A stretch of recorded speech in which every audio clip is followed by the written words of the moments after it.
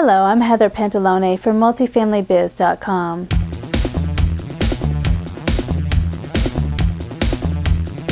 Green building projects are popping up like spring growth all across the country. Crescent Multifamily Development Group of Charlotte, North Carolina is planning a 324-unit apartment community that will boast upscale living amenities and also save energy. The University Marketplace development located on Shannon Road in Durham will likely serve as a template for the company's new Circle brand. Similar projects are scheduled for construction in Charlotte, Florida, Tennessee, Texas, and possibly Washington. 1,300 units are expected to be under construction in the next few weeks. The property will feature amenities such as community vegetable gardens with rainwater collection stations and compost bins, preferred parking for hybrids, carpoolers and scooters, and bike racks to encourage alternate forms of transportation. Also featured will be the inclusion of Poppy's Gourmet Farmers Market on site. The small grocery chain focuses on organic and natural foods in North Carolina and currently has a single store operating in Brevard. Both the apartments and farmers market are seeking LEED certification, a designation awarded by the U.S. Green Building Council to developers who incorporate energy and water conservation features into their projects. Meanwhile, in New York, construction has begun on Harlem's first green building, designed totally for low-income housing residents. The property will be known as David and Joyce Dinkins Gardens in honor of the former New York City mayor and his wife. The development features environmentally responsible design and will house foster care graduates and low-income families. Community gardens and youth job training are also planned for the site, which will be constructed using green building materials and energy-efficient mechanical systems. South-facing solar shades and Energy Star-rated appliances and lighting are expected to reduce utility costs for residents. The project's co-developer, Jonathan Rose, calls it a model for affordable housing. The project is part of Mayor Bloomberg's plan to build 165,000 units of affordable housing over the next 5 years.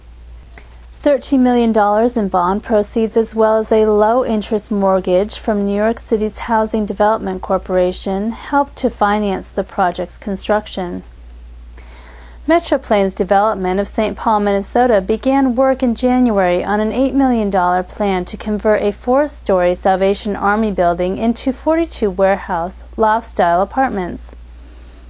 The company hosted a walkthrough of the Davenport, Indiana development on March 31st for elected officials, those funding the project, city staff, and the news media.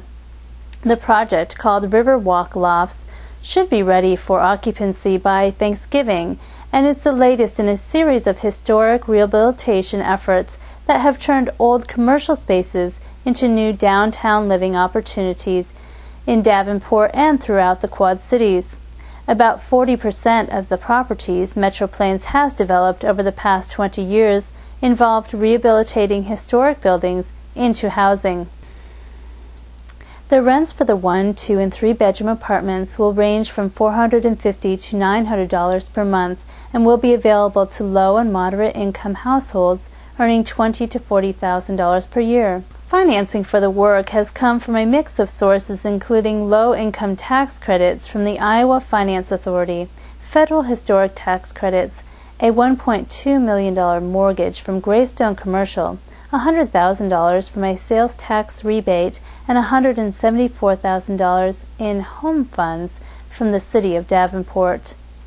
Housing and Urban Development Secretary Alphonso Jackson has announced that he will step down on April 18th amid multiple ethics investigations and criticism from top lawmakers. The FBI has been investigating allegations that Jackson steered a federal contract to a golfing buddy based in South Carolina.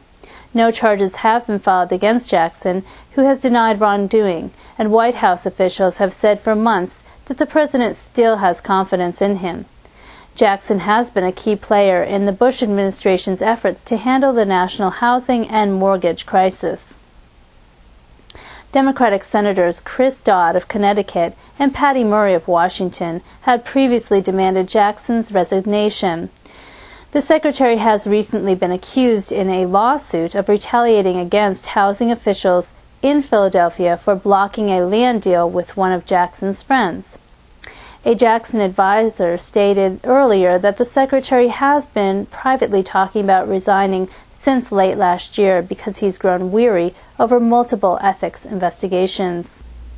Jackson, who ran Dallas's housing authority for 7 years and then led a Texas power company, was confirmed by the Senate for the top HUD post in 2004. He was also head of the Federal Housing Administration. Jackson said during a press conference at HUD headquarters in Washington on the 31st he had devoted his career to improving housing opportunities.